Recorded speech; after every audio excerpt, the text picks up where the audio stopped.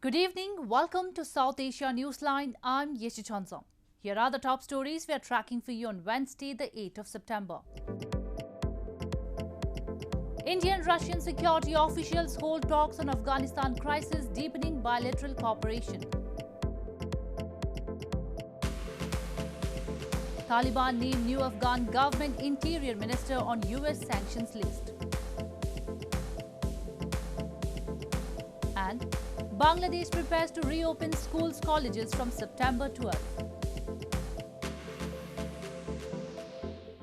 And now for all the details.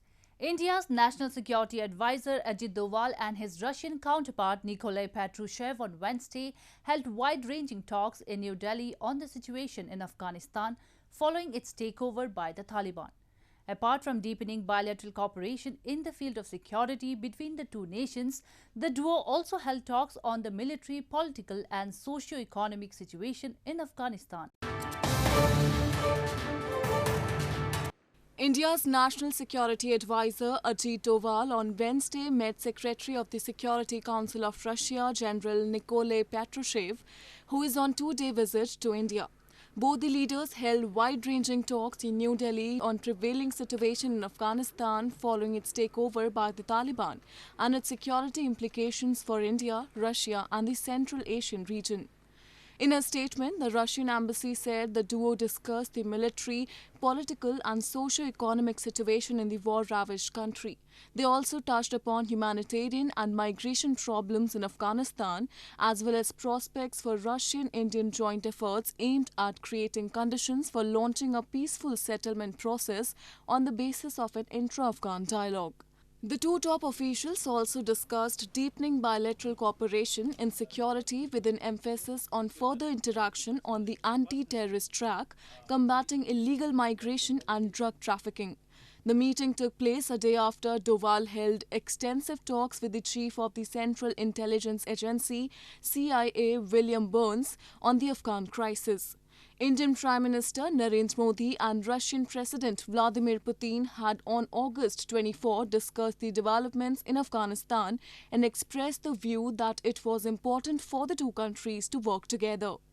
The US exit from Afghanistan is a security headache for Moscow, which sees former Soviet Central Asia as part of its southern defensive flank and fears the spread of radical Islamism. India has long had concerns about the Taliban because of the group's close ties to the arch-rival Pakistan. India on Tuesday accused Pakistan of promoting a culture of violence and using the high-level UN meeting on the culture of peace for hate speech after Pakistan's envoy raked up the issue of Jammu and Kashmir.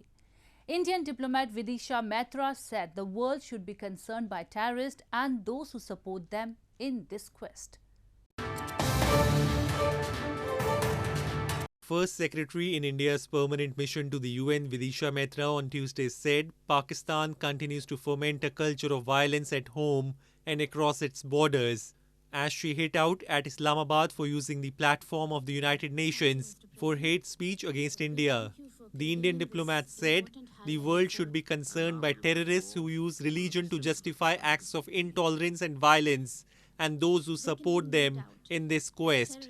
India's strong response came after Islamabad's envoy to the UN, Munir Akram, raked up the issue of Jammu and Kashmir and spoke about the late Kashmiri separatist leader Sayyid Ali Shah Gilani in his remarks focusing almost entirely on India and not on the forum's theme. We have witnessed yet another attempt today by the delegation of Pakistan to exploit a UN platform for hate speech against India, even as it continues to foment a culture of violence at home and across its borders. The Muslim-majority region of Kashmir has been at the heart of decades of hostility between India and Pakistan. India has long accused Pakistan supports militancy in the area. Islamabad, however, denies the charges. In news from Afghanistan, the Taliban drew from its inner high echelons to fill top posts in Afghanistan's new government on Tuesday, including Mohammad Hasan Akhund, a man under United Nations sanctions as Prime Minister, and Sirajuddin Haqqani, a wanted man on US terrorism list as Interior Minister. While Taliban Supreme Leader has said the government will work towards upholding Sharia law, the United States expressed concern by the track records of some of the cabinet members. Weeks after Taliban took control of Afghanistan in a rapid offensive, the Islamist group drew from its inner high echelons to fill top posts in Afghanistan's new caretaker government on Tuesday. Taliban appointed Mohammad Hasan Akhund, a close aide to the group's late founder Mullah Omar, as head of the new caretaker government. Akhund, a longtime chief of the Taliban's powerful decision-making body, Rahbari Shura or Leadership Council, is on a United Nations sanction list. Sirajuddin Haqqani, the new interior minister, is the son of the founder of the Haqqani network, classified as a terrorist group by Washington. He is one of the FBI's most wanted men due to his involvement in suicide attacks and ties with Al-Qaeda. Abbas Tanakzai was appointed as the acting deputy foreign minister. Mullah Abdul Ghani Baradar was appointed as Akhund's deputy, Taliban spokesman Zabihullah Mujahid told a news conference in Kabul. Mullah Muhammad Yaqub, a son of Mullah Omar, was named as defense minister. All the appointments were in acting capacity, Mujahid said. Alhamdulillah, هواد مو لإشغال څخه نوې ازادي ترلاسه کړه. د جګړې ټول عوامل له منځه لاړل. هیوادوال مو له سرتاسري امنیت څخه برخمن او په لومړي ځل د یو مستحکم اسلامي نظام د رامنځته کولو لپاره زمینه مساعده شوه. همدغه راز هیواد مو په مختلفو ساحو کې هر اړخیز فعالیت او د خدماتو عرضه کولو ته اشد ضرورت لري. The United States said it was concerned by the track records of some of the cabinet members and noted that no women had been included. Meanwhile, with the new government in place in Afghanistan, the Taliban Supreme Leader Hibatullah Akhundzada in a statement said that the government will work towards upholding Sharia law. The Taliban leader also asserted that all will take part in strengthening the system and will rebuild the war-torn country. In news from Pakistan, Pakistan People's Party chairman Bilawal Bhutto-Zardari has exuded confidence that his party will form the next government in the country as he lashed out at both ruling PTI-led government and political rival PML-N party. The PPP and the PML-N have been at loggerheads since March over indifferences that erupted over choosing the opposition leader in the Senate. PPP, the Pakistan People's Party chairman Bilawal Bhutto-Zardari on Tuesday said that no power could stop his party from forming the next government in the centre, as well as in Punjab province, the heart of Prime Minister Imran Khan's ruling PTI-led government. Addressing a convention of party workers in Punjab, Bilawal took a jibe at the economic policies of both the ruling PTI and political rival Pakistan Muslim League Nawaz or PML-N party. He said both the governments had been tailored to pander to the rich and only had anti-poor policies. आपने मियां साहब का हुकूमत देखा है, अब आप selected का हुकूमत भुगत रहे हो. वो एक दूसरे के खिलाफ तो बोलते हैं, मगर उनका हुकूमत चलाना का स्टाइल ही एक है, उनका मुआशी पॉलिसी एक है. वो कैसे मईशत चलाते हैं, वो ऐसे चलाते हैं कि अमीर को फायदा पहुंचाए. Meanwhile, Khwaja Asif, a senior leader of PML-N party, during a TV show on Tuesday said it was a mistake on their part to pin hopes on the Pakistan People's Party. The Pakistan People's Party has been at loggerheads with PML-N since March due to indifferences that erupted on the issue of choosing opposition leader in the Senate. Later, PPP also quit from the multi-party opposition alliance Pakistan Democratic Movement due to the rift with PML-N. Preparations are currently underway for reopening of educational institutions in Bangladesh from September 12 after a closure of around 18 months due to the COVID-19 pandemic. Schools and colleges across the country have been closed since March last year after health authorities detected the first COVID-19 cases. The Bangladeshi government has announced the reopening of schools and colleges in the country from September 12 after a closure of around 18 months due to the COVID-19 pandemic. Staff members at a school in capital Dhaka were busy with preparing for reopening, and some of them painted circles on the ground to follow social distancing norms.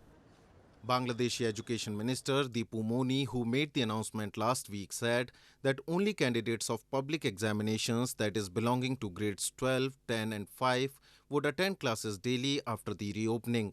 Students of other classes would have in-person classes once or twice every week.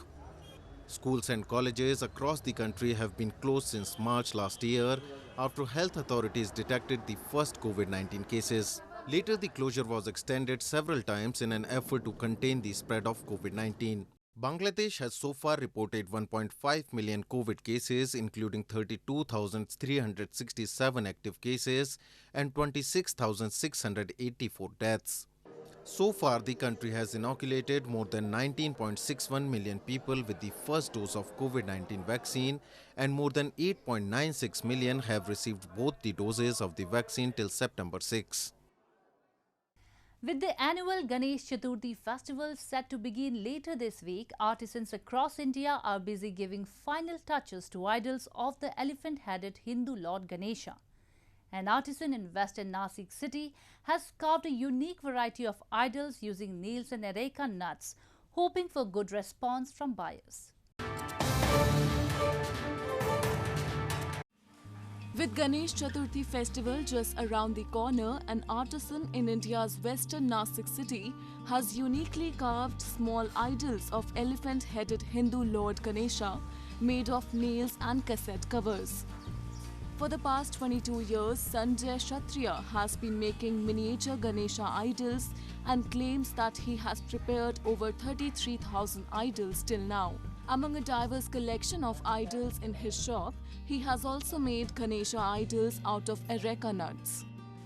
Elaborately painted and decorated idols are worshipped every year across India during the 10-day annual festival which marks the birth of Lord Ganesha, considered the deity of prosperity. शाड़ू माती और गम से ये सब मूर्ति तैयार किया है। सुपारी पे 11 गणेश मूर्ति, नाखून पे 11 गणेश मूर्ति, और जितना छोटा है उतना छोटा मूर्ति मैं तैयार करता हूँ। Meanwhile, artisans in northern Mohali city are making eco-friendly Ganesha idols ahead of the festival and painting them with organic colors. They hope for good business this time after facing hardships during the pandemic. As part of rituals, hundreds of Ganesha idols made of non-biodegradable materials are immersed in water bodies on the last day of the festival, posing a threat to the environment. However, people are choosing eco-friendly idols this time as celebrations are also bound to be subdued due to COVID-19 restrictions. Two brothers based in Pulwama district of India's Jammu and Kashmir have established a vermicompost unit with the government's assistance to generate employment and to promote organic agriculture in the valley.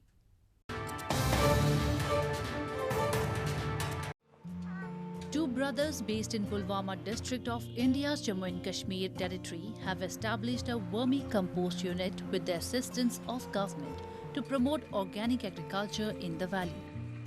Bilal Ahmed Sheikh, along with his brother Munir Ahmed Sheikh, a postgraduate in the field of biotechnology, and a small group of workers create biofertilizers and biopesticides. A former teacher, Bilal, said the Jammu and Kashmir Agriculture and Horticulture Department provided them technical support for the unit.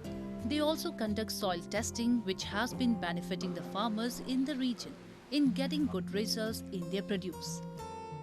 जो एक concept government का आया था land two lab का, वही concept हम लोगों ने इस पे यूटिलाइज़ किया है।